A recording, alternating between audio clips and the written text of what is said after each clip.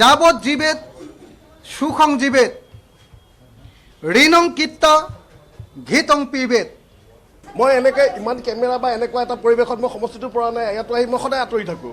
আজিৰ ডেটত কংগ্ৰেছ এম্বেচেডাৰ গাড়ী, কংগ্ৰেছ এতিয়া মাৰ্চিডিজ বেঞ্চ হৈ থকা নাই, নচলা গাড়ী। তেখেতে অকণমান পাৰিলে হিমালয়ত গৈ পেলাই অকণমান য়োগা কৰি আহক।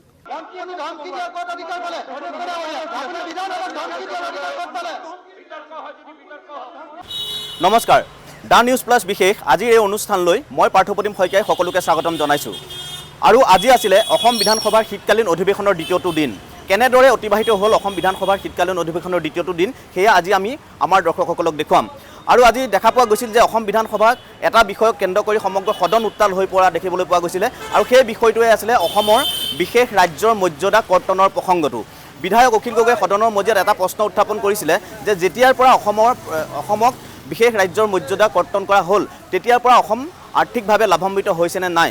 আৰু বিধায়ক অখিল গগৈৰ এই প্ৰশ্নৰ উত্তৰ দিছিলে বিত্তমন্ত্ৰী অজন্তা নেওগে। বিত্তমন্ত্ৰী অজন্তা নেওগে উত্তৰত কৈছিলে যে বিশেষ ৰাজ্যৰ মৰ্যাদা কৰ্তন কৰা হ'ল যদিও অসম কিন্তু আৰ্থিকভাৱে লাভান্বিত হৈ আছে। আৰু বিশেষ ৰাজ্যৰ মৰ্যাদা কৰ্তনৰ প্ৰসংগক লৈ এনেদৰে উত্তাল হৈ পৰিছিল বিধানসভাৰ মজিয়া। বিধানসভাৰ মজিয়াত এনে পৰ্যায় পাইছিলগৈ যে কোনজন বিধায়কে কি কথা কৈছে সেয়া কোনেও নুশুনা অৱস্থাৰ এক সৃষ্টি হৈছিলে। আৰু তেনে সময়তে অধ্যক্ষ বিশ্বজিৎ দৈমাৰে সকলো সদস্যক উদ্দেশ্যি তেওঁ এটা আহ্বান কৰিছিল যে সকলো সদস্য যাতে ক্ষান্ত হয় আৰু শান্তিপূৰ্ণভাৱে কথাখিনি সদনৰ মজিয়াত আলোচনা কৰে। আৰু অধ্যক্ষই যেতিয়া এই নিৰ্দেশ দিলে, সকলোকে ক্ষান্ত হোৱাৰ নিৰ্দেশ দিছিলে, তেতিয়া বিৰোধী পক্ষৰ বিধায়ক অখিল গগৈয়ে এটা মন্তব্য সদনত কৰিছিলে যে বিৰোধী পক্ষৰ বিধায়কসকলক যেনেকৈ সতৰ্কবাণী শুনোৱা হৈছে তেনেকৈ বিজেপিৰ বিধায়কসকলকো সতৰ্ক কৰি দিব লাগে যে সদনত কথা কওঁতে নম্ৰ ভদ্ৰভাৱে ক'ব লাগে। আৰু সেই বিষয়টোক লৈও কিন্তু পুনৰ সদন উত্তপ্ত হৈ পৰা দেখিবলৈ পোৱা গৈছিলে। Question number 25 Shri Akhil Gogoi.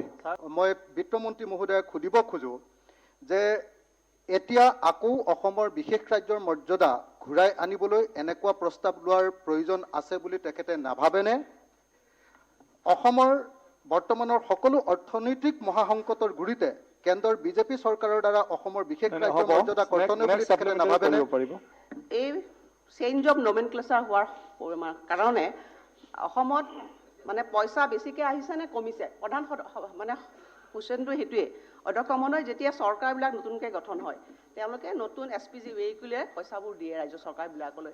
তেতিয়া মই জানিব বিচাৰিছিলোঁ যে পইচা বেছিকৈ আহিছে নে নাই। কিন্তু যেতিয়া মই দেখিলোঁ যে পইচা বেছিকৈ আহিছে তেতিয়া মই সন্তুষ্ট হৈ মন্ত্ৰীৰ উত্তৰত সন্তুষ্ট হৈছিলোঁ। আৰু এতিয়া তেখেতক ক'ব বিচাৰিছোঁ যে এতিয়া বৰ্তমান তেনেকুৱা ধৰণৰ মানে প্ৰস্তাৱ লোৱাৰ কোনো প্ৰয়োজন নাই, কাৰণ কেন্দ্ৰৰ চৰকাৰখনে যোৱা সময়ছোৱা ইয়াৰ ফলত যিমান বিত্তীয় মানে পুঁজি দিছে, অধ্যক্ষ মহোদয় আপোনাক মই ক'ব বিচাৰিছোঁ তুলনামূলকভাৱে যে যেতিয়া 11 ফাইনেন্স কমিশ্যন হৈছিল তেতিয়া আমি যিমান টকা পাইছিলোঁ এতিয়া বৰ্তমান তাৰ পুঁজি বাঢ়ি পেলাই প্ৰথম 11 ফাইনেন্স কমিশ্যনত পুঁজি আহিছিলে 22,646.62 কোটি টকা, আৰু এতিয়া 14 ফাইনেন্স কমিশ্যনত আমাৰ ৰাজ্যখনলৈ পইচা আহিছে 1,81,228 টকা। অধ্যক্ষ মহোদয়, কিমান বেছি পুঁজি বাঢ়িছে? কাৰণ সেইটোৱে কথা। আৰু সেইকাৰণে মই ভাবোঁ যে এই প্ৰশ্নটো অধ্যক্ষ মহোদয় অখিল গগৈ ডাঙৰীয়াই বাহিৰতো বহুত কৈ আছে, মই ভাবোঁ যে আজি এই প্ৰশ্নটো আচলতে শেষ হোৱা উচিত, আৰু মই স্পষ্টভাৱে ইয়াৰ উত্তৰ দিছোঁ। Second supplementary. মই ভাবোঁ যে পইচা ইমান বঢ়াৰ কাৰণে চাগে অসমৰ ইমান ডাঙৰ অৰ্থনৈতিক সংকট হৈছে। প্ৰশ্নটো কৰিব প্ৰশ্নত এতিয়া চাইলেণ্ট প্লিজ। সকলোৱে মনে মনে থাকিব।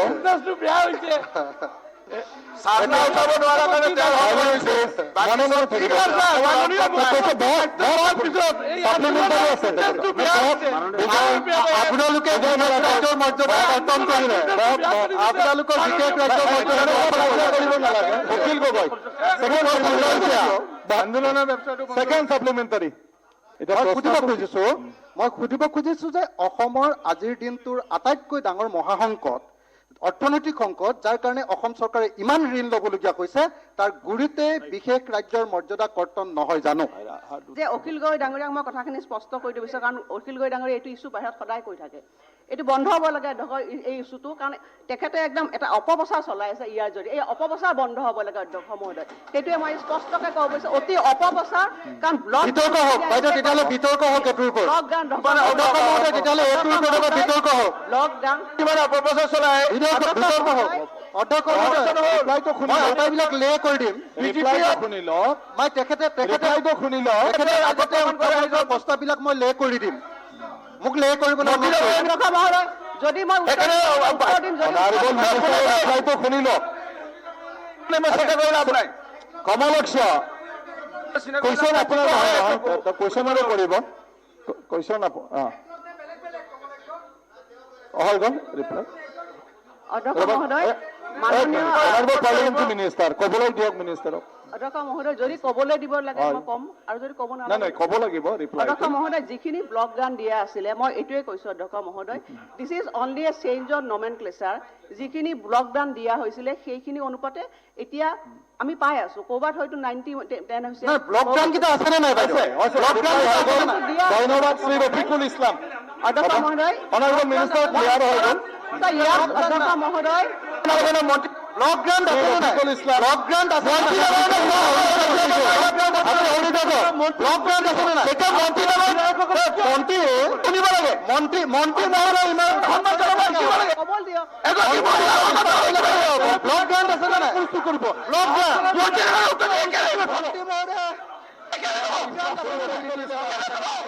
আছে নে নাই? বিজেপি চৰকাৰে বিজেপি চৰকাৰে অসমৰ ৰাজ্যৰ মৰ্যাদা কৰ্তন কৰিলে। বিজেপি চৰকাৰে বিশেষ ৰাজ্যৰ মৰ্যাদা কৰ্তন কৰাৰ কাৰণে অসমৰ ধন নাই, অসম দেউলীয়া হৈছে। এই কথাটো কিমান লোকক লাগিলে অসমৰ বিশেষ ৰাজ্যৰ মৰ্যাদা কৰ্তন কৰিলে বিজেপিয়ে অসমৰ মান মৰ্যাদা খালে। বিজেপিয়ে অসমৰ অৰ্থনীতি আৰু এই বিশেষ ৰাজ্যৰ মৰ্যাদাৰ প্ৰসংগক লৈ পেলাই মন্ত্ৰী আৰু বিধায়কজনৰ মাজত যথেষ্ট বাকযুদ্ধৰ সৃষ্টি হৈছিলে। আৰু বিধায়ক অখিল গগৈয়ে এটা কথা সদনৰ মজিয়াত উত্থাপন কৰিলে যে সমগ্ৰ বিষয়টোৰ সন্দৰ্ভত ভুল তথ্য দাঙি ধৰিছে বিত্তমন্ত্ৰী অজন্তা নেওগে। মিছাকে কৈছে, ভুলকে যে কৈছে, ভুলকে যে কৈছে। ব্লক গ্ৰাণ্ট নাই পোৱা, ব্লক গ্ৰাণ্ট বন্ধ, ব্লক গ্ৰাণ্ট বন্ধ। তেনেকুৱা ওপৰত নকৰিব ৰফিকুল ইছলাম। হ'ব হ'ব আপুনি কৈ যাওক। মাননীয় মন্ত্ৰী ডাঙৰীয়াৰ তথ্য মনে মনে থাকিব সকলোৱে। মাননীয় অধ্যক্ষ মহোদয়, মন্ত্ৰী মহোদয়ে কৈছে যে আপোনাৰ 11 ফাইনেন্সত 22,000 সামথিং ক্ৰ'ৰ পাইছিল, 15 ফাইনেন্সত 1 লাখ প্লাছ ক্ৰ'ৰ তেখেতে পাইছে। বিশেষ ৰাজ্যৰ মৰ্যাদা নথকাৰ পিছতো এইখিনি পাইছে। এতিয়া আমাৰ আগত যিটো বাজেটৰ চাইজ আছিল 50,000 ক্ৰ'ৰ, এতিয়া 1 লাখ ক্ৰ'ৰো বেছি আমাৰ বাজেটৰ চাইজ হৈছে। চেণ্ট্ৰেলৰো পইচা বাঢ়িছে, চাইজ বেছি হৈছে, সেই অনুপাতে বেছিকৈ আহিছে, ভাল কথা। যদি বিশেষ ৰাজ্যৰ মৰ্যাদা পোৱাৰ পিছত আজি 1 লাখ ক্ৰ'ৰ আহিছে, 1.5 লাখ ক্ৰ'ৰ হয়তো আমি পাব পাৰোঁ। যদি বিশেষ ৰাজ্যৰ মৰ্যাদা কৰ্তন হ'লে যদি বেছি পাওঁ তেতিয়াহ'লে আপত্তি নাই, কিন্তু বিশেষ ৰাজ্যৰ মৰ্যাদা থাকিলে 1 লাখতকৈ যদি আমি 1.5 লাখ ক্ৰ'ৰ পাওঁ, এইটো ডিমাণ্ড কৰোঁতে আমাৰ কি আপত্তি আছে? গতিকে বিশেষ ৰাজ্যৰ এইটোৱে মোৰ কুৱেশ্যন। বাকী আজি যিটো মহোদয়, সেইটো কথা নহয় অধ্যক্ষ মহোদয়। আগৰ চৰকাৰত তেওঁলোকে পিছৰ চৰকাৰে এখন চাব কমিটি মন্ত্ৰীসকলৰ গোটত পাতিছিলে আৰু সেই গোটটোৱে এই সিদ্ধান্ত গ্ৰহণ কৰিছে আৰু সেইমতে পুঁজিবিলাক আবণ্টন কৰিছে। ইয়াত কোনো ধৰণৰ অন্য কথা নাই অধ্যক্ষ মহোদয়। ধন্যবাদ। আমিনুল ইছলাম। এনেদৰে সদনত তীব্ৰ বাকবিতণ্ডা অব্যাহত থকাৰ সময়তেই এইবাৰ মন্ত্ৰীৰ ধমক খাবলগীয়া হ'ল শিৱসাগৰৰ বিধায়ক অখিল গগৈয়ে। সদনৰ মজিয়াত যেতিয়া তেওঁক মন্ত্ৰীয়ে ধমকি দিছিলে তেতিয়া তেওঁ সদনত এটা কথা উত্থাপন কৰিছিল যে বিধানসভাত মন্ত্ৰীয়ে ধমকি দিয়া অধিকাৰ ক'ত পালে। কেইবাজনো মন্ত্ৰীয়ে এনেদৰে ধমক দিয়াৰ পিছতে পুনৰ সদনত এক উত্তপ্ত পৰিস্থিতিৰ সৃষ্টি কৰে শিৱসাগৰৰ বিধায়ক অখিল গগৈয়ে। গাঁৱত আমি হাল বাওঁতে, গৰু চাৰোঁতে, বল খেলোঁতে যিবিলাক কথা পাতোঁ, যিবিলাক শব্দ প্ৰয়োগ কৰোঁ, ইয়াত আমি তেনেকুৱা ধৰণৰ হ'ব নালাগে। আপুনি বিজেপিৰ সদস্যসকলক এইটো কথা কৈ দিয়ক। 3 কোটি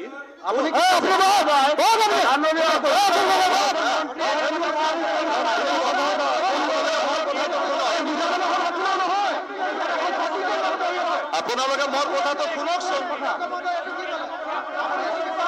আপোনালোকে মোৰ কথাটো শুনক।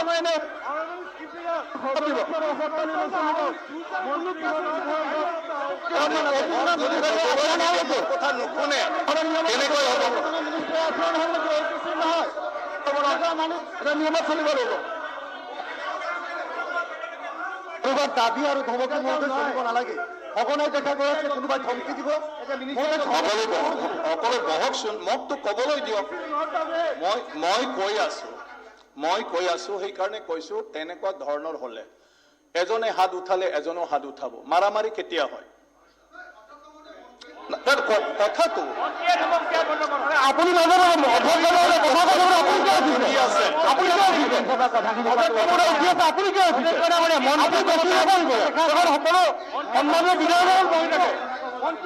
শান্তি কৰি নাথাকিব।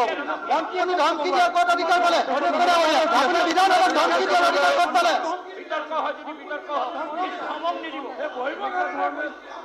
আমি কুৱেশ্যন আৱাৰটো কণ্টিনিউ কৰিম নে নকৰিম?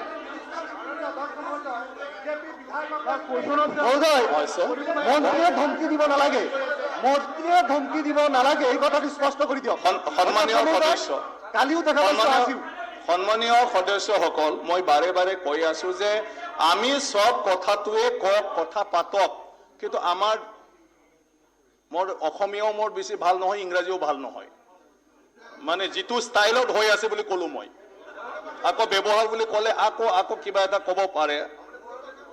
মানে যিটো ষ্টাইলত হৈছে সেইটো ষ্টাইলত নহয় পালে ভালদৰে চবে কথাবিলাক কওক, ইয়াত একো প্ৰব্লেম নাই। গতিকে এতিয়া মই বাইদেউৰ অনাৰেবল মিনিষ্টাৰ উত্তৰ দিব। অখিল গগৈ ডাঙৰীয়াক মই শুনিবলৈ অনুৰোধ কৰিছো, আৰু অন্য ডিষ্টাৰ্ব দিব নালাগে। তেখেতে অধ্যক্ষ মহোদয় ইয়াৰ আগৰ বিধানসভাতো এইটো প্ৰশ্ন উত্থাপন কৰিছিলে আৰু আজিও কৰিছে। মই স্পষ্টভাৱে কৈছোঁ যে this is a change of nomenclature, আৰু যিখিনি ব্লক গ্ৰাণ্ট 90-10 হিচাপে আমি পায়ে আছোঁ, আৰু ইয়াত আমাৰ কোনো ধৰণৰ অৰ্থনৈতিকভাৱে আমাৰ লোকচান হোৱা নাই। বৰঞ্চ আমি 14 ফাইনেন্স কমিশ্যনৰ যিহেতু কেন্দ্ৰীয় চৰকাৰে 32% পৰা 42% 10% বৃদ্ধি কৰি দিছে, ইয়াৰ ফলস্বৰূপে আমি অসম চৰকাৰ যথেষ্টখিনি পুঁজি পাবলৈ সক্ষম হৈছোঁ। আৰু পুনৰবাৰ কৈছোঁ যাতে এইটো it is nothing but a change of nomenclature. পুঁজি আমি আগতকৈ বেছিকৈহে পাইছোঁ। ঠিক ধন্যবাদ। ৰফিকুল ইছলাম হৈ গ'ল। মিছাকে কৈছে, ভুলকে যে কৈছে, ভুলকে যে কৈছে ব্লক গ্ৰাণ্ট নাই পোৱা, ব্লক গ্ৰাণ্ট বন্ধ, ব্লক গ্ৰাণ্ট বন্ধ, তেনেকুৱা উপৰ্ত নকৰিব। ৰফিকুল ইছলাম হ'ব, আপুনি কৈ যাওক। মাননীয় মন্ত্ৰী ডাঙৰীয়াৰ তথ্য মনে মনে থাকিব সকলোৱে। মাননীয় অধ্যক্ষ মহোদয়, মন্ত্ৰী মহোদয়ে কৈছে যে আপোনাৰ 11 ফাইনেন্সত 22,000 সামথিং ক্ৰ'ৰ পাইছিল, 15 ফাইনেন্সত 1 লাখ প্লাছ ক্ৰ'ৰ তেখেতে পাইছে। বিশেষ ৰাজ্যৰ মৰ্যাদা নথকাৰ পিছতো এইখিনি পাইছে। এতিয়া আমাৰ আগত যিটো বাজেটৰ চাইজ আছিল 50,000 ক্ৰ'ৰ, এতিয়া 1 লাখ ক্ৰ'ৰো বেছি আমাৰ বাজেটৰ চাইজ হৈছে। চেণ্ট্ৰেলৰো পইচা বাঢ়িছে, চাইজ বেছি হৈছে, সেই অনুপাতে বেছিকৈ আহিছে, ভাল কথা। যদি বিশেষ ৰাজ্যৰ মৰ্যাদা পোৱাৰ পিছত আজি 1 লাখ ক্ৰ'ৰ আহিছে, 1.5 লাখ ক্ৰ'ৰ হয়তো আমি পাব পাৰোঁ। যদি বিশেষ ৰাজ্যৰ মৰ্যাদা কৰ্তন হ'লে যদি বেছি পাওঁ তেতিয়াহ'লে আপত্তি নাই, কিন্তু বিশেষ ৰাজ্যৰ মৰ্যাদা থাকিলে 1 লাখতকৈ যদি আমি 1.5 লাখ ক্ৰ'ৰ পাওঁ, এইটো ডিমাণ্ড কৰোঁতে আমাৰ কি আপত্তি আছে? গতিকে বিশেষ ৰাজ্যৰ এইটোৱে মোৰ কুৱেশ্যন। বাকী আজি যিটো মহোদয়, সেইটো কথা নহয় অধ্যক্ষ মহোদয়। আগৰ চৰকাৰত তেওঁলোকে পিছৰ চৰকাৰে এখন চাব কমিটি মন্ত্ৰীসকলৰ গোটত পাতিছিলে, আৰু সেই গোটটোৱে এই সিদ্ধান্ত গ্ৰহণ কৰিছে আৰু সেইমতে পুঁজিবিলাক আবণ্টন কৰিছে। ইয়াত কোনো ধৰণৰ অন্য কথা নাই অধ্যক্ষ মহোদয়। ধন্যবাদ।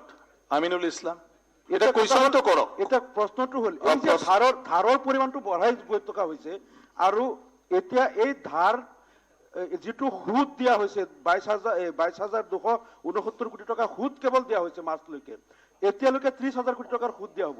এই ক্ষেত্ৰত চৰকাৰে বিত্তীয় সংস্কাৰ কি কৰিব? কি বিত্তীয় সংস্কাৰ কৰিব? ধাৰৰ বোজাটো আমি যিখিনি লোন লৈছোঁ একেবাৰে নিয়মতে অধ্যক্ষ মহোদয় লৈছোঁ, আৰু আমি ভাৰত চৰকাৰ নিয়মতে লৈছোঁ, আৰু ল'ব পৰা আমাৰ কেপাচিটি আছে কাৰণে লৈছোঁ, কিন্তু আমি যিমানখিনি ল'ব লাগে কম লৈছোঁ, আমি কেতিয়াও বেছি লোৱা নাই অধ্যক্ষ মহোদয়। বিধানসভাৰ দ্বিতীয় অধিৱেশনৰ দিনাও সকলোৰে আকৰ্ষণৰ কেন্দ্ৰবিন্দু হৈ থাকিলে ৰহাৰ কংগ্ৰেছী বিধায়ক শশীকান্ত দাস। যোৱাকালি যেতিয়া তেওঁ মুখ্যমন্ত্ৰীক সাক্ষাৎ কৰিছিলে, মুখ্যমন্ত্ৰীৰ চৰণ চুই তেওঁ আশীৰ্বাদ লৈছিলে, তাৰ পিছৰ পৰাই কিন্তু ৰাজনৈতিক মহলত ব্যাপক চৰ্চিত হৈ পৰিছিলে ৰহাৰ কংগ্ৰেছী বিধায়ক শশীকান্ত দাসৰ নামটো। কাৰণ কংগ্ৰেছী বিধায়ক হৈও মুখ্যমন্ত্ৰী তেওঁ চৰণ চুই সেৱা লৈছিল আৰু মুখ্যমন্ত্ৰীয়েও তেওঁ গামোচা পিন্ধাই আদৰণি জনাইছিলে। আৰু এই সমগ্ৰ বিষয়টো কেন্দ্ৰ কৰি আজিও দেখা পোৱা গ'ল যে এক ৰাজনৈতিক মহলত এক বিতৰ্ক অব্যাহত থাকিল বিধানসভাৰ দ্বিতীয় অধিৱেশনৰ দিনাও। এতিয়া কিয় মানে আৰু আপোনালোকেও যিটো কৰিলে, মই এনেকৈ ইমান কেমেৰা বা এনেকুৱা এটা পৰিৱেশত মই সমষ্টিটো পৰা নাই, ইয়াতো আহি মই সদায় আঁতৰি থাকোঁ। মানে যেতিয়া কেমেৰা যেতিয়া ধৰিলে মই এটা অদ্ভুত এটা পৰিৱেশৰ মাজত মই সোমাই পৰিলোঁ। সেইকাৰণে কালিৰ পৰা অলপ মানে দ্বিধাহীন হৈ মানে অলপ মানে মোৰ নিজৰ সঁচাকৈ মই কৰিলোৱে নেকি জইন, মই টুপি চুপি কিবা ল'লোঁ নেকি, পদুম চদুম পিন্ধিলোঁ নেকি। তেওঁ কি ক'লে, তেওঁৰ ভাষণটো যিটো আছিলে যে আমি কংগ্ৰেছৰ লগত আছোঁ, কংগ্ৰেছ এতিয়া এৰি দিয়া নাই, কিন্তু আমি বিজেপিৰ মুখ্যমন্ত্ৰী ডেভেলপমেণ্টৰ খাতিৰত আমি হেৰি কৰিম, ছাপোৰ্ট কৰিম, এইটো কি কথা হ'ল? আৰু মইতো কৰাত মই বাৰে বাৰে কৈ আছোঁ, মই কংগ্ৰেছ দলৰ বিধায়ক হিচাপে মই এইখিনি জেগাত এতিয়াও আছোঁ। নহয় মইতো বিজেপি পদুমৰ গামোচা পিন্ধা নাই, তেওঁলোকেতো পদুমৰ মালা হেৰি কৰে। মই ভৱেশ কলিতাতে মই যিমান মই সেইখিনি সময় আৱেগিক হৈ পৰিছিলোঁ। মুখ্যমন্ত্ৰীগৰাকীৰ কাম ভাল লাগিছে। সংবাদ মাধ্যমৰ লগত আমি এবাৰ মিটিং কৰিম যে কোনটো সংবাদ মাধ্যমে কি ধৰণে আমাক পৰামৰ্শ দিয়ে যে আহি থকা দিনত আমি কেনেকৈ বিশ্বাসভাজন হ'ব পাৰোঁ, আহি থকা দিনত কেনেকৈ আমি মানুহৰ ভিতৰত অন্তৰখনত কি আছে তাক যদি চাব পৰা কিবা যন্ত্ৰ এইখন পৃথিৱীত আছে, তেনেহ'লে কোনোবা যদি আছে আপোনালোকৰ জৰিয়তে গৈছে, সেই যন্ত্ৰ আমাক লাগে। একেলগেই থাকোঁ, একেলগেই চলি আছোঁ, কোনোবাই গুচি গৈছে, তাক আমি কেনেকৈ ৰাখিব পাৰিম কওক? আৰু দেখা পোৱা গৈছে যে বহুকেইজন কংগ্ৰেছী বিধায়কে এতিয়া মন মেলিছে বিজেপিত যোগদানৰ কাৰণে, আৰু যাৰ কাৰণে কংগ্ৰেছৰ অৱস্থাটো দিনে দিনে শোচনীয় হৈ গৈ আছে। আৰু কংগ্ৰেছক কটাক্ষ কৰি আজি কি মন্তব্য কৰিলে কংগ্ৰেছ ত্যাগ কৰি বিজেপিত যোগদান কৰা বিধায়ক ৰূপজ্যোতি কুৰ্মীয়ে, সেয়া এতিয়া আমি দৰ্শকসকলক শুনাই ল'বলৈ বিচাৰিছোঁ। ৰূপজ্যোতি কুৰ্মীয়ে তেওঁ মন্তব্যত ক'লে যে প্ৰদেশ কংগ্ৰেছৰ সভাপতি এতিয়া গৈ পেলাই হিমালয়ত অলপ ধ্যান কৰিব লাগে, আৰু ঘৰতে যদি পাৰে তেওঁ ঘৰতে বহি পেলাই অলপ ধ্যান ধাৰণা কৰা উচিত, তেনেহ'লেহে যদি শুভবুদ্ধি উদয় হয় কংগ্ৰেছ নেতৃত্বৰ। এই সন্দৰ্ভত ৰূপজ্যোতি কুৰ্মীৰ সম্পূৰ্ণ মন্তব্যটো এতিয়া দৰ্শকসকলক দেখুৱাই ল'বলৈ বিচাৰিছোঁ। তেখেতে অকণমান পাৰিলে হিমালয়ত গৈ পেলাই অকণমান য়োগা কৰি আহক, বা তেখেতে নিজৰ ঘৰতে যদি সদায় দুঘণ্টা মেডিটেশ্যন কৰে, তেখেতে বহুত কথা অকণমান জ্ঞান শক্তি এইবোৰ লাভ কৰিব, আৰু সেই শক্তিয়ে কংগ্ৰেছটোক হয়তো যদি উদ্ধাৰ কৰিব পাৰিব, নহ'লেতো তাৰ বাহিৰে মই বিকল্প একো দেখা নাই। কংগ্ৰেছে মোক যিটো দিলে দুখ, সেই দুখ মই কেতিয়াও পাহৰিব নোৱাৰিম, আৰু সেইকাৰণে মই কংগ্ৰেছক ইমান আৰু বেছি পৰামৰ্শ নিদিওঁ, ইমানেই দিলোঁ। আৰু ৰূপজ্যোতি কুৰ্মীৰ পিছতে এইবাৰ প্ৰদেশ কংগ্ৰেছক আক্ৰমণৰ লক্ষ্য কৰি ল'লে ডিব্ৰুগড়ৰ বিধায়ক প্ৰশান্ত ফুকনে। কংগ্ৰেছক কটাক্ষ কৰি কেইবাটাও মন্তব্য কৰিলে ডিব্ৰুগড়ৰ বিধায়কজনে। কংগ্ৰেছক কি কটাক্ষ কৰিলে ডিব্ৰুগড়ৰ বিধায়কজনে, সেয়া এতিয়া শুনাই ল'বলৈ বিচাৰিছোঁ আমাৰ দৰ্শকসকলক। চাওক, কংগ্ৰেছৰ এতিয়া আপোনাৰ প্ৰশিক্ষণৰ দৰকাৰ নাই। কংগ্ৰেছ এতিয়া এইটো এম্বেচেডাৰ গাড়ী হৈ গৈছে। আজিৰ ডেটত কংগ্ৰেছ এম্বেচেডাৰ গাড়ী। কংগ্ৰেছ এতিয়া মাৰ্চিডিজ বেঞ্চ হৈ থকা নাই, এতিয়া মাৰ্চিডিজ বেঞ্চ হৈ আছে ভাৰতীয় জনতা পাৰ্টি। নচলা গাড়ী ৭৫ বছৰ অসম ভাৰতবৰ্ষখনক খাই লুটি পুটি চব চেছ কৰিলে, এতিয়া পৰাচিত হৈছে আৰু পৰাচিত হ'ব। এই ধৰণে যদি তেওঁলোকে আৰু যদি কিবা যজ্ঞ তজ্ঞ নামাজ চামাজ ভালকৈ নপঢ়ে, তেতিয়াহ'লে দেখিব আগন্তুক দিনত এজনো নাথাকিব। দেৱব্ৰত শইকীয়াও গুচি আহে নেকি, মোৰ তাৰহে চিন্তা। হিমন্ত বিশ্ব শৰ্মা ভৰি চুলে বা চৰণ চুলে কংগ্ৰেছৰ পৰা পৰাচিত হৈ পেলাই বিজেপিলৈ গুচি যায় নেকি? নহয়, ভৰি চোৱাটো এইটো এটা আমাৰ ধৰ্মীয় নীতি নিয়ম বা তেওঁক সন্মান জনাই কৰা কথা। সেইটোৰ লগত ৰাজনীতিৰ বিশ্লেষণ কৰিলে ভাল নহ'ব। আৰু বিধানসভাৰ মজিয়াত আন এটা বিষয়ে আজি সকলোৰে দৃষ্টি আকৰ্ষণ কৰিবলৈ সক্ষম হ'ল।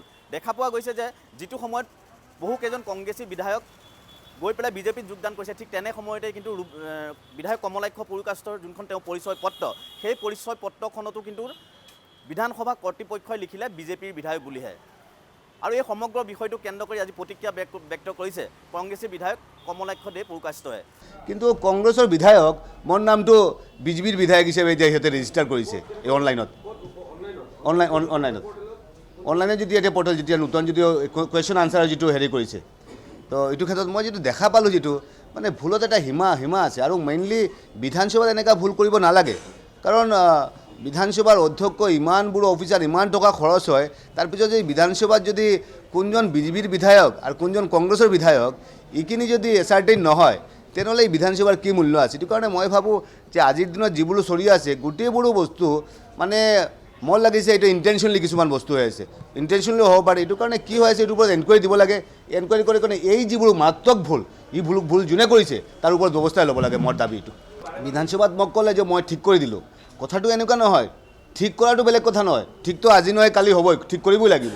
কিন্তু কথাটো হৈছে কি এই যে ঘটনাটো ৰাষ্ট্ৰ হ'ল গোটেই মানুহে জানিলে আপোনাৰ মিডিয়াৰ মানুহে জানিলে যেতিয়া আপোনালোকে চাৰ্চ কৰিছে যেতিয়া লগ ইন কৰিছে আপোনালোকে দেখিছে বস্তুটো আপোনালোকে জানিলে বস্তুটো এতিয়া কংগ্ৰেছৰ বিধায়ক এতিয়ালৈকে যদি অনলাইনত যদি বিজেপিৰ বিধায়ক দেখায় তেনেহ'লে কিমান খেলিমেলি চলি আছে এইখন বিধানসভাত কিমান খেলিমেলি এখন গভৰ্ণমেণ্টে কৰি আছে যদিও গভৰ্ণমেণ্টৰ লগত সেইটো মিল নাই কিন্তু তথাপি আল্টিমেটলি স্পীকাৰৰ যিটো ভূমিকা এই স্পীকাৰৰ ভূমিকা কিন্তু গভৰ্ণমেণ্টৰ ফালেই গুচি যায় আৰু তেওঁক মানে পজিটিভলি কৈ থাকে আৰু এইটো কাৰণে মই ভাবোঁ যে আজিৰ দিনত যিটো ঘটনা হৈছে মই এইটো গৰিহণা জনাইছোঁ বিশেষকৈ স্পীকাৰ আৰু গভৰ্ণমেণ্টে যাতে ইম্পাৰ্চিয়েল যাতে ব্যৱস্থা লয় আৰু যোনে যোনে এই কামটো কৰিছে তাৰ ওপৰত যদি ব্যৱস্থা লোৱা হয় এইটো মই দাবী জনাইছোঁ অসম বিধানসভাত আজি টি চাৰ্ট পৰিধান কৰি প্ৰতিবাদ কৰা দেখিবলৈ পোৱা গ'ল শিৱসাগৰৰ বিধায়ক অখিল গগৈয়ে আৰু টি চাৰ্টটোত কোন কাৰ্টুনিষ্টে এটা কাৰ্টুন অংকন কৰিছিল আৰু সেই কাৰ্টুনটো অৰ্থ কি সেয়াও সংবাদ মাধ্যমক বুজাই দিলে শিৱসাগৰৰ বিধায়কজনে আৰু লগতে ক'লে যে ৰাজ্যখনৰ বৰ্তমানৰ অৰ্থনৈতিক অৱস্থাটোৰ কথা কিমান টকাৰ ধাৰত বৰ্তমান ডুব গৈ আছে অসমখন আপোনালোকে মোৰ এই টি চাৰ্টটো দেখিলে এইটো অসমৰ এজন প্ৰখ্যাত কাৰ্টুনিষ্টে আঁকিছে কাৰ্টুনিষ্টজনে দেখুৱাইছে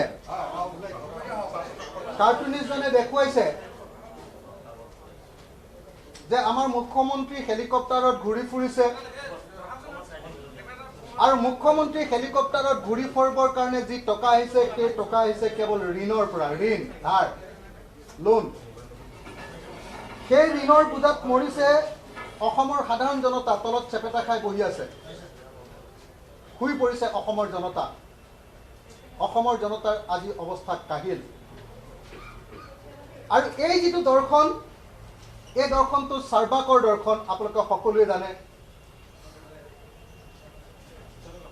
চাৰ্বাকে কৈছিল চাৰ্বাকে কৈছে ঘিউ মৌ খাবলৈ নেৰিবা দৰকাৰ হ'লে ঋণ লৈ হ'লেও ঘিউ মৌ খাই থাকিবা তেনেকৈ জীৱন সুখী কৰিবা আমাৰ মুখ্যমন্ত্ৰী হিমন্ত বিশ্ব শৰ্মাই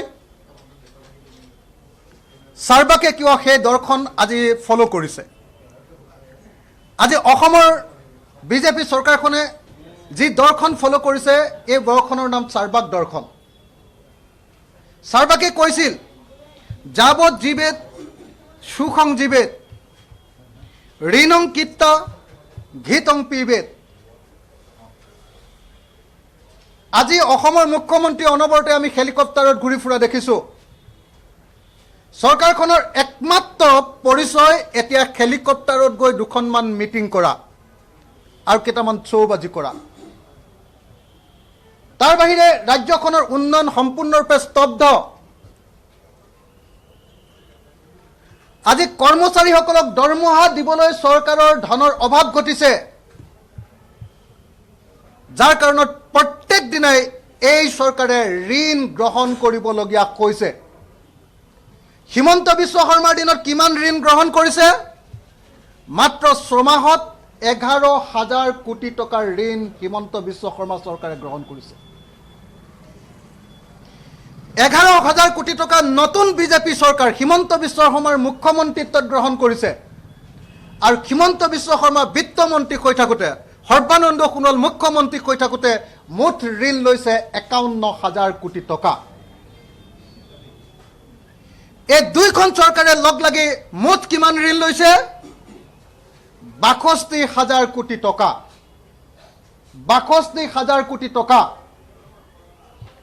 অসমৰ বিজেপি চৰকাৰ অহাৰ আগলৈকে সৰ্বকালৰ সমূহীয়া ঋণৰ পৰিমাণ আছিলে 41,000 কোটি টকা অসমৰ গোটেই চৰকাৰবিলাকে স্বাধীনতাৰ সময়ৰ পৰা এতিয়ালৈকে লোৱা ঋণৰ পৰিমাণ আছিলে 41,000 কোটি টকা আৰু বিজেপিয়ে মাত্ৰ 5টা বছৰ আৰু 6 মাহৰ ভিতৰত 62,000 কোটি টকাৰ ঋণ ল'লে